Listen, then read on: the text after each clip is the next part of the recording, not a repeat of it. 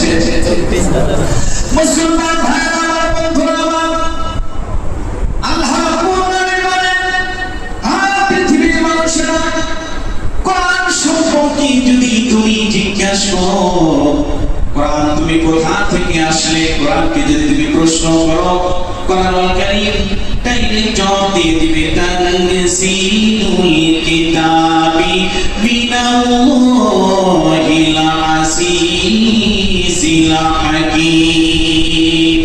কোরআনকে যদি তুমি প্রশ্ন করো আর কোরআনকে যদি তুমি বলো কোরআন তুমি কোথা থেকে আসলে, কোরআন ডাইরেক্ট জবাব দিয়ে দিবে, আমি নাযিল হয়েছি, আমি প্রেরিত হয়েছি প্রজ্ঞাময় মহাপরাক্রমশালী আল্লাহ পাক রব্বুল আলামিনের পক্ষ থেকে। জোরে বলেন না সুবহানাল্লাহ। সুবহানাল্লাহ। কোরআনকে যদি প্রশ্ন করা হয় কোরআন তুমি কার কথা, কোরআন কারীম ডাইরেক্ট জবাব দিয়ে দিবে, কোরআন কালামুল্লাহ, আমি কোরআন হলো আল্লাহ পাক রব্বুল আলামিনের কথা। আর যদি তুমি প্রশ্ন করো হে কোরআন তুমি কার উপর নাযিল হয়েছো, কোরআনুল কারীম ডাইরেক্ট বলে দিবে, আল মুনাজ্জাল আলা রাসূলিল্লাহ, আমি কোরআনুল কারীম নাযিল হয়েছি বিশ্বনবী সাল্লাল্লাহু আলাইহি ওয়াসাল্লামের উপর। জয় বলেন সুবহানাল্লাহ। আর যদি প্রশ্ন করো কোরআন তুমি কোথায় লিখিত হয়েছো, কোরআনুল কারীম ডাইরেক্ট বলে দিবে, আল মাকতুবু ফিল মাসাহিব, আমি কোরআনুল কারীম লিখিত হয়েছি দুই মুলাকের মাঝখানে যেটা লেখা যে অংশটুকু ওটাই হলো আমি কোরআন। জয় বলেন সুবহানাল্লাহ। তাহলে কোরআন শুরু করার সর্বপ্রথম আগে যখন আমি সূরা ফাতিহা তেলাওয়াত করব, তখন ফাতিহার আগে সর্বপ্রথম পড়ে নিতে হয় কি? বিসমিল্লাহির রহমানির রহিম। আউযু বিল্লাহি মিনাশ শাইতানির রাজিম, এটা কোরআনের অংশ নয়, কিন্তু বিসমিল্লাহির রহমানির রহিম এখানে আইমায়ে উলামায়ে কেরামের ভিতরে তারপরে ইমামদের মতভেদ আছে। কেউ কেউ বলেছে এটা কোরআনের আয়াত, কোরআনের অংশ, আর কেউ কেউ বলেছে এটা কোরআনের অংশ। তবে অধিকাংশ ইমামদের মতে, ফকিহদের মতে বিসমিল্লাহির রহমানির রহিম এটা কোরআনুল কারীমের একটি আয়াত, একটি অংশ। জোরে বলেন সুবহানাল্লাহ। আসে যেহেতু তাফসীর জগতে পড়াশোনা করেছি, তো আজকে আমরা কোরআনের সর্বপ্রথম আয়াত হচ্ছে বিসমিল্লাহির রহমানির রহিম। বিসমিল্লাহ থেকেই শুরু করি। কি বলে আল্লাহ রাব্বুল আলামিন বিসমিল্লাহির রহমানির রহিম। আমার কিন্তু মূল সাবজেক্ট ছিল, আজকের আলোচনার প্রেক্ষাপট ছিল আমার রবকে কিভাবে, কিসের মাধ্যমে রবের কাছে যাওয়া যায়, রবের সাথে মোলাকাত করা যায়, রবকে চেনা যায়। কথা ঠিক কিনা? হেডলাইনটা আপনাদের ভিতরে রাখতে হবে, মাথার ভিতরে রাখতে হবে, এবং ফিনিশিংটা যেন তার মাধ্যমে শেষ হয়ে যায়। যদি বলেন সুবহানাল্লাহ। আসুন আমরা রবের সাথে কিভাবে আরো সম্পর্ক করতে চাই, কার মাধ্যমে সম্পর্ক করতে চাই, এই সম্পর্কটা করলে আমরা তার সর্বোচ্চ উচ্চ শিখরে যেন আমরা বুঝতে পারি। আল্লাহ পাক আমাদের সেই তৌফিক দান করেন। আমিন। বিসমিল্লাহির রহমানির রহিম।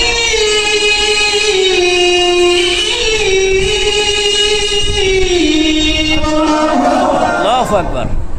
মুসলমান ভাইরা আমার, বন্ধুরা আমার, আরবি সমস্ত হরফের ভিতরে পাকে আল্লাহ পাক রব্বুল আলামিন পছন্দ করেছেন, মহব্বত করেছেন।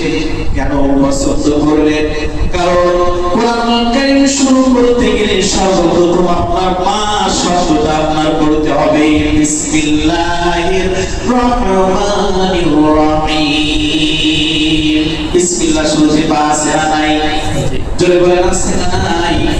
আল্লাহ রাব্বুল আলামিন এই বাকে কেন নিয়ে আসলেন, আর বাকে বা কেন পছন্দ করলেন, আর বারা কেন কোরআনুল কারীম শুরু করলেন, বাকে এত মহব্বত করার একটাই মাত্র কারণ, আল্লাহ রাব্বুল আলামিন যখন এই কোরআনুল কারীম সৃষ্টি করে আর বিসমিল্লাহির রহমানির রহিমকে যখন সৃষ্টি করে, শুধু তাই নয়, আরবি 29টি হরফকে যখন আল্লাহ রাব্বুল আলামিন সৃষ্টি করেন, যখন সমস্ত হরফে নোক্তা দিতেছিলেন বাকি জিজ্ঞাসা করলেন বা তোমাকে কয়টি নোক্তা দেব বা সরাসরি বললেন আল্লাহ আপনি না আপনি তো প্রভু দ্বিতীয় পৃথিবীর কোনো প্রভু হইতে পারে না, এই জন্য আমাকে একটি ফোঁটাই দেন, আমার বেশি কোনো ফোঁটার দরকার না। জোরে বলেন সুবহানাল্লাহ।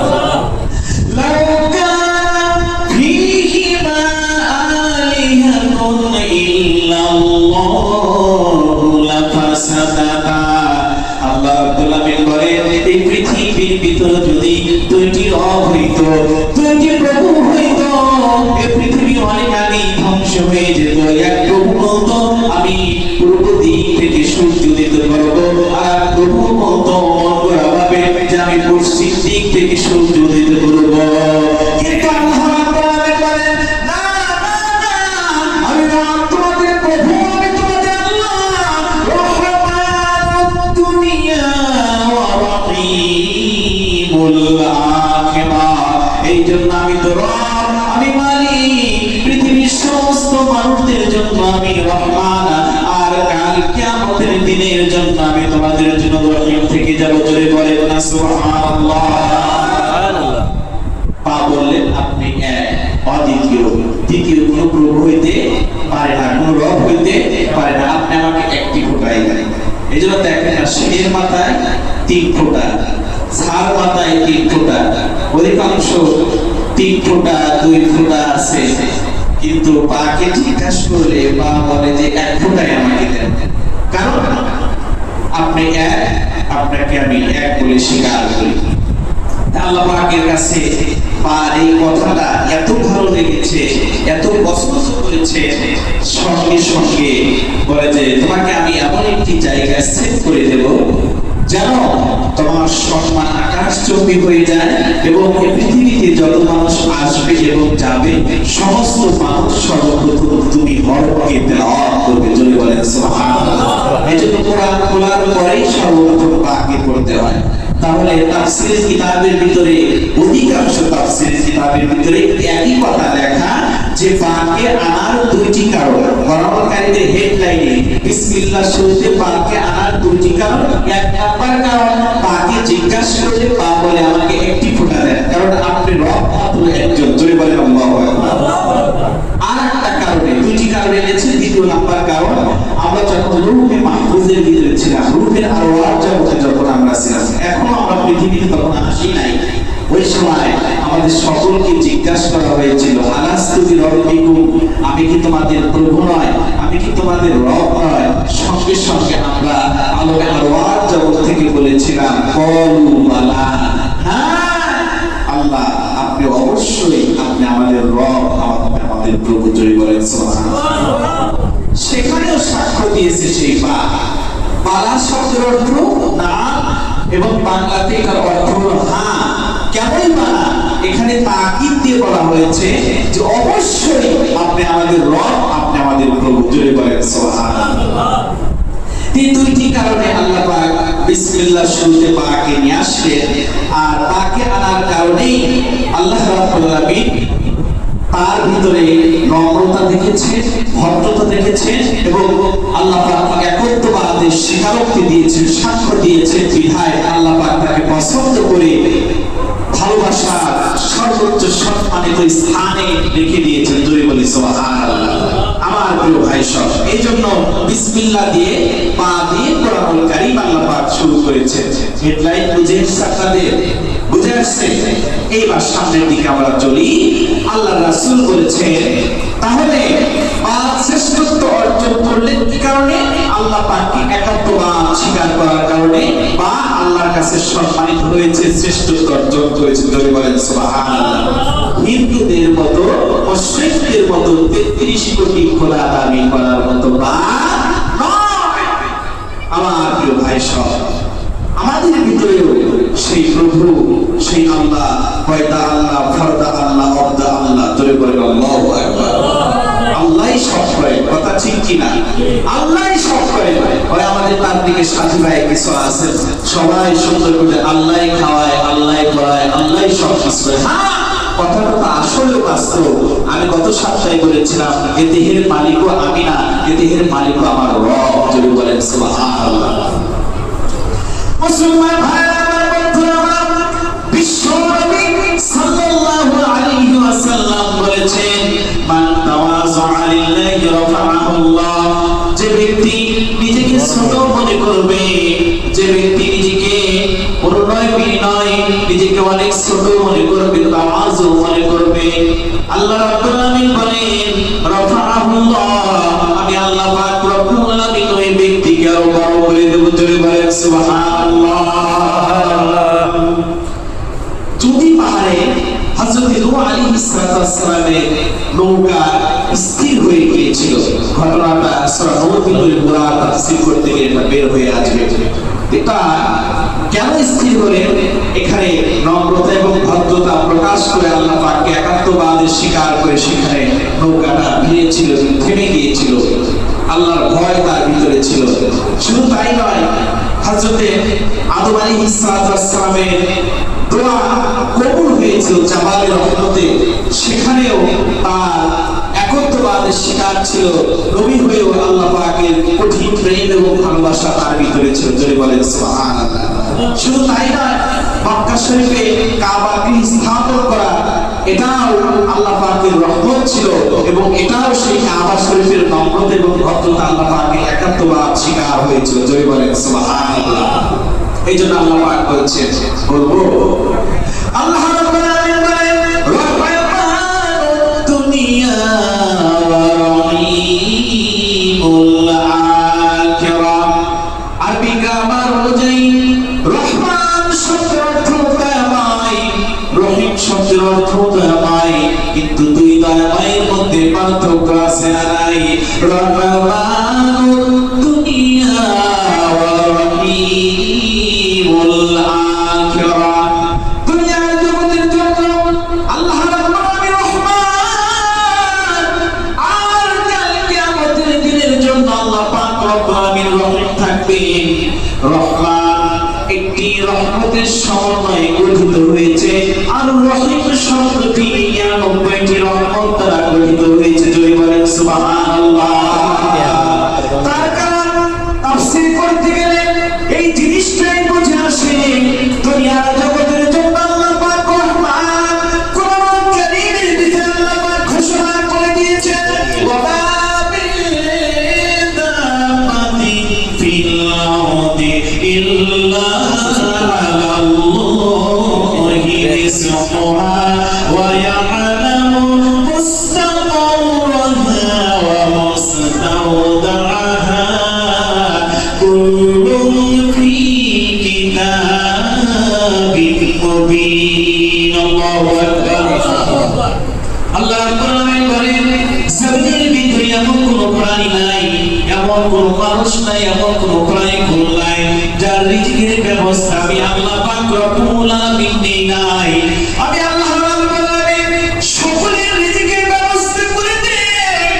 সমুদ্র আটলান্টিক মহাসাগর থেকে শুরু করে সমস্ত সাগরের ভিতরে একটা তিমি মাছ আছে। এই তিমি মাছের প্রত্যেকদিন 27 টন করে চিংড়ি মাছের প্রয়োজন হয়।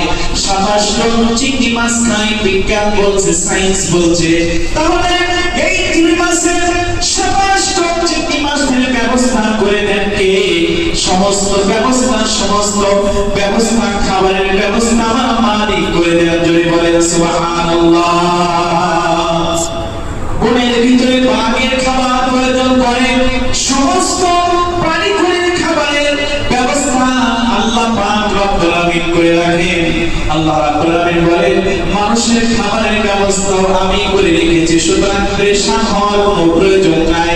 তুমি তোমার কাজ চালিয়ে যাও, তোমার চেষ্টা চালিয়ে যাও। তুমি যদি ঘরে বসে থাকো আর রিজিকের চিন্তা করো, আসবে না। প্রত্যেকটা পশু পাখি সবাই চেষ্টার মাধ্যমে সবকিছু অর্জন করতে পারে। সুতরাং মানুষও যদি চেষ্টা করে, ফিকির করে, আমি আল্লাহ পাক রব্বুল আলামিন চেষ্টার ভিতরে বরকত দিয়ে সবকিছু পরিপূর্ণ করে দিই। জোরে বলেন সুবহানাল্লাহ। রহমান দুনিয়া রহিমুল আখিরা। রহমান একটি রহমতের সমন্বয়, আর রহিম 99টি রহমতের সমন্বয়ে গঠিত। জোরে বলেন সুবহানাল্লাহ। তাহলে এবার আসুন, আল্লাহ পাক দুনিয়াতে 100 ভাগের ভালোবাসার এক ফোঁটা ভালোবাসা গোটা পৃথিবীর মানুষকে, প্রাণীকুলকে দিয়েছেন। জয় বলেন সুবহানাল্লাহ। এই জন্য বলেছেন রহমানুদ দুনিয়া। তাহলে রহমানটা একটি রহমতের সমন্বয়। তাহলে একটি রহমত দ্বারা রহমান শব্দটি গঠিত। তাহলে সমস্ত পৃথিবীর মানুষকে আল্লাহ পাক একটি মাত্র ভালোবাসা দিয়েছেন, আর 99 ভাগ ভালোবাসা আমার রবের কাছে রেখে দিয়েছেন। জয় বলেন সুবহানাল্লাহ। রহিম রহমানুদ দুনিয়া, রহিমুল আখিরাহ। আর আখিরাতের দিনের জন্য আল্লাহ পাক রহিম থাকবে। আর এই রহিমকে 99 ভাগ ভালোবাসা, 99 ভাগ রহমত দ্বারা গঠিত করা হয়েছে রহিম শব্দটা। আর এই 99 ভাগ ভালোবাসা দিয়েই আল্লাহ পাক কাল কিয়ামতের ময়দানে বান্দার বিচার কার্য সমাধান করবেন। জয় বলেন সুবহানাল্লাহ। একটা রহমতের কারণেই যদি আল্লাহ পাক এত ভালোবাসেন আমাকে, অ্যাক্সিডেন্ট থেকে বান্দাকে মাঝে মধ্যে বাঁচিয়ে দেয়, কঠিন কঠিন বাধা থেকে আল্লাহ পাক বাঁচিয়ে দেয়। কত ভালোবাসেন আল্লাহ পাক আপনাকে। তাহলে যদি এক ফোঁটা রহমতের অবস্থা এমন হয়, তাহলে 99 ভাগ রহমত যেই রবের কাছে আছে, যেই রব কাল কিয়ামতের দিনে আপনার সব কিছু বিচার কার্য করবে, সেই রবকে আপনাকে জান্নাত দিতে পারবেন। জয় বলেন, জয় বলেন পারবেন। কিন্তু আমার আল্লাহ পাক বলেছেন, বান্দা তুমি তোমার চেষ্টা চালিয়ে যাও, যখন চেষ্টা শেষ শিখরে পৌঁছে যাবে আমি আল্লাহ পাক তোমাকে আ'তাল্লাহু লাহু আজরান আযীমা, তোমাকে ওয়াদা করেছি পৃথিবীর সবচেয়ে বড় পুরস্কারে আমি আল্লাহ পাক তোমাকে ঘোষিত করব। জয় বলেন সুবহানাল্লাহ। সুবহানাল্লাহ। মুসলমান ভাইরা আমার বন্ধুরা, তাওরাত জাবুর ইনজিল কোরআন চারটি আসমানি গ্রন্থ, চারটি কিতাবের ভিতরে যা কিছু আছে, যত জ্ঞান আছে, যত ইলম আছে, সমস্ত জ্ঞান আর ইলমগুলো আল্লাহ পাক রব্বুল আলামিন তাওরাত জাবুর ইনজিল কোরআন 104খানা সহিফা কিতাবের ভিতর, 4খানা কিতাব হলো সহিফা, 4খানা কিতাবের ভিতর যত জ্ঞান, যত ইলম আছে, আল্লাহ পাক রব্বুল আলামিন বলেন সমস্ত জ্ঞানগুলো আমি আল্লাহ পাক কোরআন কারীমের ভিতরে দিয়ে দিয়েছি। জোরে বলেন সুবহানাল্লাহ। কোরআন কারীমের ভিতরে যা জ্ঞান আছে, যা ইলম আছে, সমস্ত জ্ঞান আর ইলমগুলো আল্লাহ পাক রব্বুল আলামিন সূরা ফাতিহার ভিতরে দিয়ে দিয়েছেন। জোরে বলেন সুবহানাল্লাহ। সূরা ফাতিহার ভিতরে যতগুলো ইলম আছে, যতগুলো জ্ঞান আছে, সমস্ত ইলম আর জ্ঞানগুলো আল্লাহ পাক রব্বুল আলামিন বিসমিল্লাহির রহমানির রহিম এর ভিতরে দিয়ে দিয়েছেন। সুবহানাল্লাহ। আর এই বিসমিল্লাহির রহমানির রহিমের ভিতরে যতগুলো ইলম আছে, যতগুলো জ্ঞান আছে, আল্লাহ পাক রব্বুল আলামিন বিসমিল্লাহ তার ভিতরে দিয়ে দিয়েছেন। জোরে বলেন সুবহানাল্লাহ। তাহলে পৃথিবীর সমস্ত জ্ঞান কোথায়? পার ভিতরে। সেই ঘুরে ফিরে আবার পার কাছে আসলাম। মনে আছে আপনাদের? সমস্ত জ্ঞান কোথায়? পার ভিতরে। কেন আল্লাহ পাক পার ভিতরে এত জ্ঞান খুঁজে পেলেন? বলে যে আমি পৃথিবী সৃষ্টি করার আগে কোরআন সৃষ্টি করেছি। কোরআন লৌহে মাহফুজের ভিতরে এখনো লেখা আছে। বিশ্ব রাসূল সাল্লাল্লাহু আলাইহি ওয়াসাল্লাম মেরাজের রাতে যখন গিয়েছিলেন আল্লাহর সাথে দেখা করার জন্য, এক পর্যায়ে হযরত জিবরাইল আলাইহিস সালাম ঘুরে ঘুরে জান্নাত দেখাইতেছিলেন। দেখানোর পরে ইসরাফিল আলাইহিস সালামকে দেখতে পেলেন। আল্লাহ রাসূল চেনেন না ইসরাফিল আলাইহিস সালামের ব্যাপারে জিবরাইলকে জিজ্ঞাসা করছেন, ইয়া আখি জিবরাইল মান হাযা রাজুল, যে এই লোকটা কে? বিশাল বড় একটা সিংহ হাতে করে দাঁড়িয়ে আছে। জিবরাইল আলাইহিস সালাম বলছে যে ইনি হচ্ছেন হযরত ইসরাফিল আলাইহিস সালাম। আল্লাহ পাক তাকে একটা অর্ডার করেছেন, সিংহ হাতে করে দাঁড়িয়ে আছে। যেদিন পৃথিবী ধ্বংস হয়ে যাবে, এক ফুৎকারে সমস্ত পৃথিবী তুলতুলার ধ্বনির মতো উঠতে থাকবে। দ্বিতীয় ফুৎকার দিবে, আবার সমস্ত পৃথিবী এক হয়ে যাবে, আগের হালতে চলে আসবে। কবর থেকে যারা আছে সমস্ত উঠে যাবে, হাসরের ময়দানে সব পরিষ্কার হয়ে যাবে। তেমন সিচুয়েশন এভাবে হযরত ইসরাফিল আলাইহিস সালামকে দায়িত্ব দিয়ে রেখেছে, সেই দায়িত্ব পালন করছেন।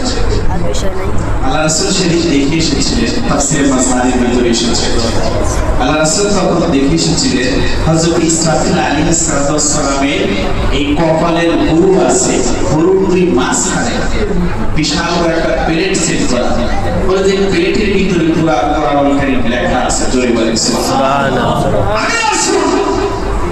সে মিরাজের রাত্রে দেখে এসেছিলাম হযরত ইসরাফিল আলাইহিস সালামের হুরুর দুই মাঝখানে পুরো কোরআনুল কারীম লেখা।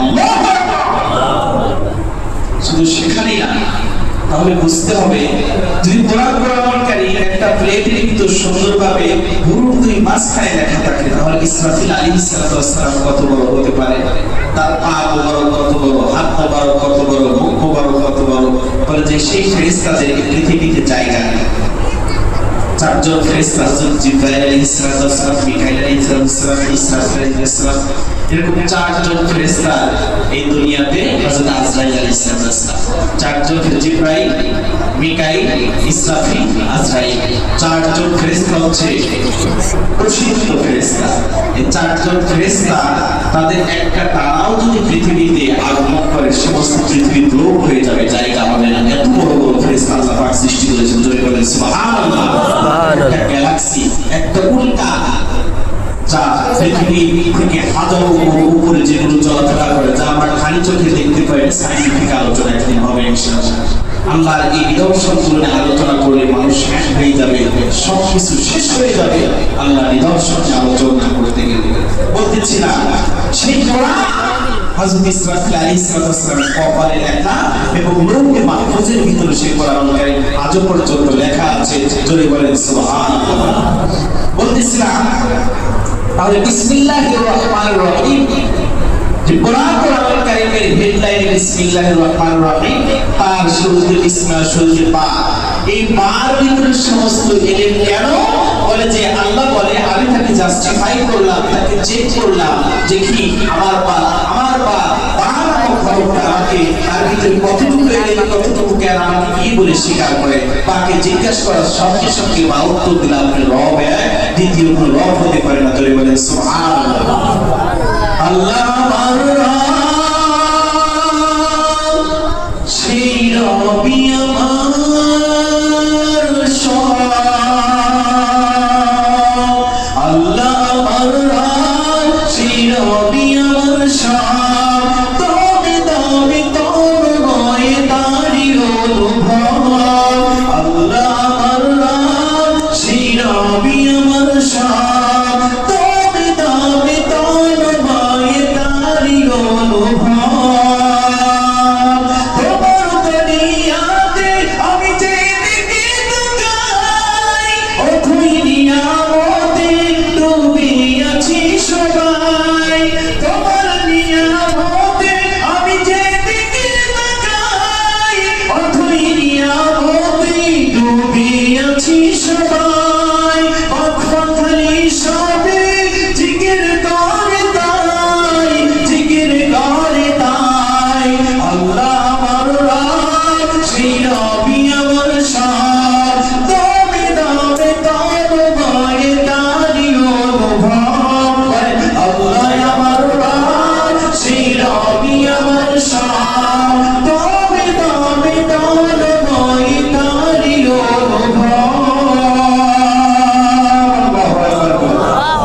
ভাইরা আমার, বন্ধুরা আমার, তাহলে ওই বিসমিল্লাহ শুরুতে পাকে আল্লাহ পাক কারিমে সেট করেন। আল্লাহ পাক বলেন বিসমিল্লাহ শুরুতে পাকে দেওয়ার কারণ, বিসমিল্লাহ শুরুতে পাকে দেওয়ার কারণ আমি রবকে, আমি আল্লাহ পাক রব্বুল আলামিন বলে স্বীকার করার কারণে দিয়েছি। জোরে বলেন সুবহানাল্লাহ।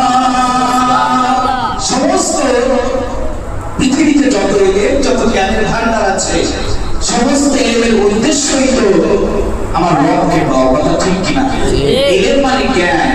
এই জ্ঞানই যদি এমন জ্ঞান ভিতরে থাকতে হবে, স্ট্রাকচারের ভিতরে থাকতে হবে, যে জ্ঞানের মাধ্যমে আমার রবকে যেন খুঁজে পাই। জোরে বলেন সুবহানাল্লাহ। বাকি তো তাই ছিল। কথা ঠিক কিনা? তাহলে সমস্ত এলেমের উদ্দেশ্য রবের সান্নিধ্য অর্জন করা, আর তার রব পর্যন্ত পৌঁছিয়ে দেয়, রবকে চিনিয়ে দেয়, যেন আমল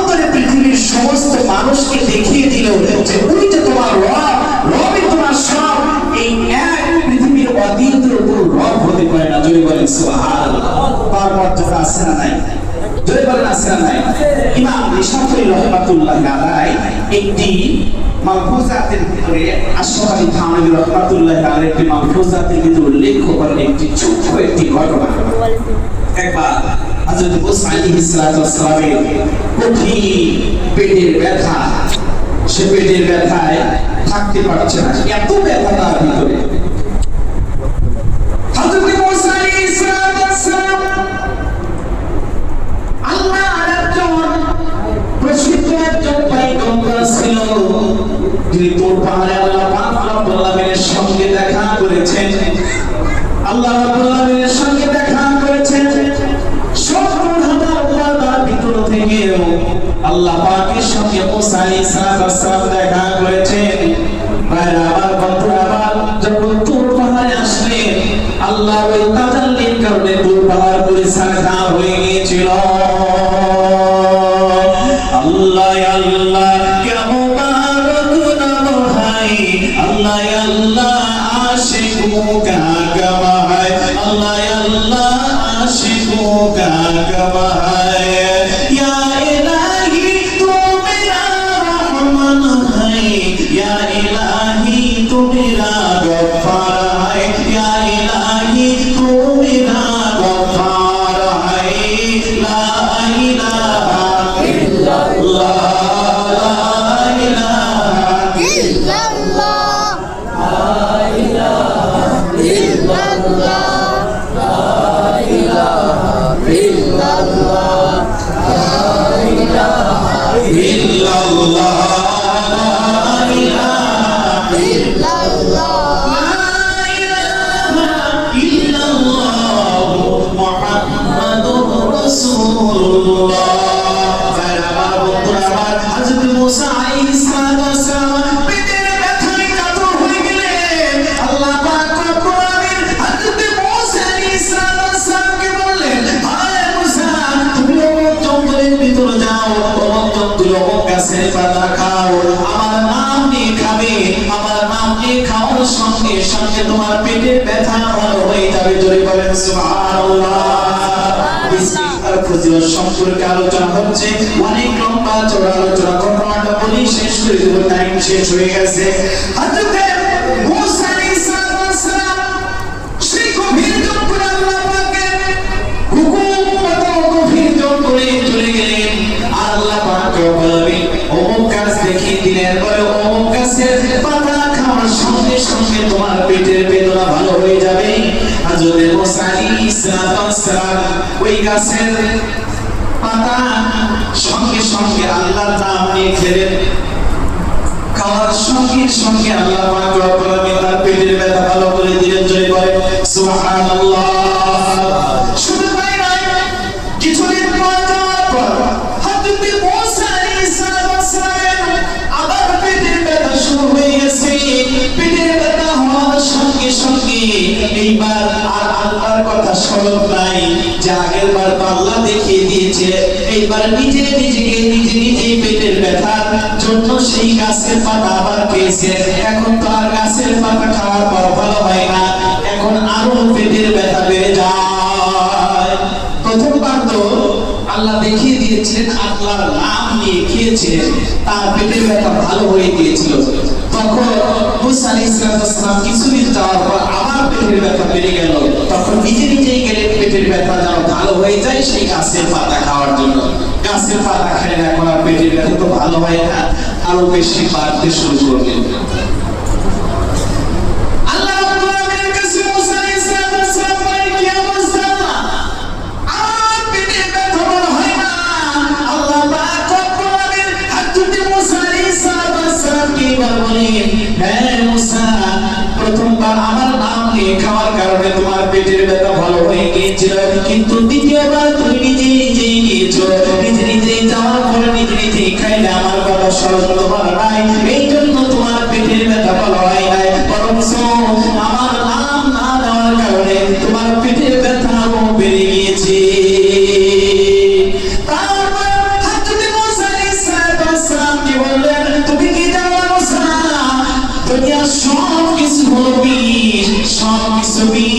এই বিষকে যখন তুমি আমার নাম নিয়ে খাবে, বিষকে আমার নাম নেওয়ার কারণে আমি আল্লাহ পাক বিষকে পানি করে দেই, জয় বলেন সুবহানাল্লাহ। এই জন্যই তো সব খাবার খাওয়ার আগে বিসমিল্লাহ পড়া দরকার আছে না নাই? যদি খাবারের ভিতরে বিষ থাকে, আল্লাহ বলে রহমানুদ দুনিয়া ওয়া রহিমুল আখিরাহ। আমি বারবার রহমান, আমি বারবার করব কাফিরা। বলে পৃথিবীর মানুষেরা, তোমরা যেই কাজ করবা, যেখানে যাইবা, তোমরা আমি আমার আল্লাহ পাক আমার নাম নিয়ে বের হবে। সফরে যাওয়ার সময় আমার নাম নিবে, খাবার খাওয়ার সময় আমার নাম নিবে, কাপড় পরার সময় আমার নাম নিবে, ঘুমানোর সময় আমার নাম নিবে। যেই ব্যক্তি আমার নাম নেয় প্রত্যেকটা কাজের ভিতরে, আমি আল্লাহ পাক রব্বুল আমিন আমি তার কাজকে বরকতময় করে দেই।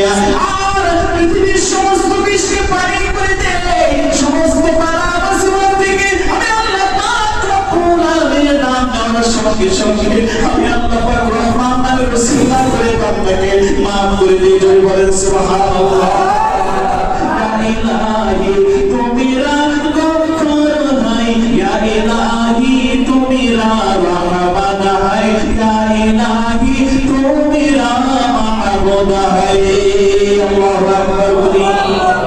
পারবো তো আল্লাহর নাম নিতে? জোরে বলেন পারবো তো? বিসমিল্লাহ প্রেক্ষাপট মনে আছে? আছে অনেক আলোচনা, লম্বা আলোচনা। ইনশাআল্লাহ বিসমিল্লাহর ফজিলত নিয়ে সামনের সপ্তাহে বিসমিল্লাহ বললে কি কি সওয়াব, বিসমিল্লাহকে আল্লাহ পাক কেন সেট করলেন, এই সম্পর্কে আবার দীর্ঘ আলোচনা সামনের সপ্তাহে করব। আল্লাহ পাক আমাদের সকলকে মসজিদে একটু আগে আগে আসার তৌফিক দান করেন, বলেন আমিন। ওয়া আখিরু দাওয়ানা আলহামদুলিল্লাহি রাব্বিল আলামিন। আসসালামু আলাইকুম ওয়া রাহমাতুল্লাহি ওয়া বারাকাতুহু। আজকে বাংলাদেশ আমাদের মসজিদে মাওলানা ইহইয়া তাকি সাহেব উনি আগমন করবেন, আপনাদের এখানে তাফসীর করবেন ইশার পরে। আমাদের আপনার সঙ্গে একদিন থাকার জন্য একটু প্রিপারেশন নিয়ে আসবেন। অবশ্যই সকলে আসবেন, কোরআনের তাফসীর শুনতে আল্লাহ পাক দিনকে নরম করে দেয়, জয় বলেন সুবহানাল্লাহ। তার সঙ্গে আমল করার সুযোগ জাগে, আল্লাহর ভয় চলে আসে, গুনাহ করার ইচ্ছা জাগে না। এই জন্য কোরআনের তাফসীর যত বুঝবেন তত আল্লাহ বলি হয়ে যাবে, জয় বলেন সুবহানাল্লাহ। আল্লাহ আমাদের এই এলাকার প্রত্যেকটি নরনারীকে ইসলামের ছায়া দিলে আসার তৌফিক দান করেন, বলেন আমিন। আমাদের ব্যবস্থা আছে ইনশাআল্লাহ, অনেক ভিআইপি আবার আপনারা আসবেন, সুন্দরভাবে ওয়াজ শুনে তাফসীর শুনে খাবার দাবার খেয়ে আবার আপনারা চলে যাবেন। পারবেন তো ইনশাআল্লাহ? ইনশাআল্লাহ পারবেন ইনশাআল্লাহ। আল্লাহ পাক আমাদের সকলকে কবুল করেন, বলেন আমিন। আর মসজিদে দান সম্পর্কে আর কিছু বললাম না, যেহেতু গত সপ্তাহে কিছু কালেকশন করেছি না। আপনারা নিজের মহাব্বতে একটু বেশি বেশি করে আপনারা দান করবেন। আল্লাহ পাক যেন আপনাদের কবুল করে। দান করলে আপনার টাকার মানকে আল্লাহ পাক বাড়ায়, কথা ঠিক কিনা? যেই জিনিস জমে থাকে সেই জিনিস নষ্ট হয়ে যায়, স্বাভাবিক। নষ্ট হয় কি হয় না?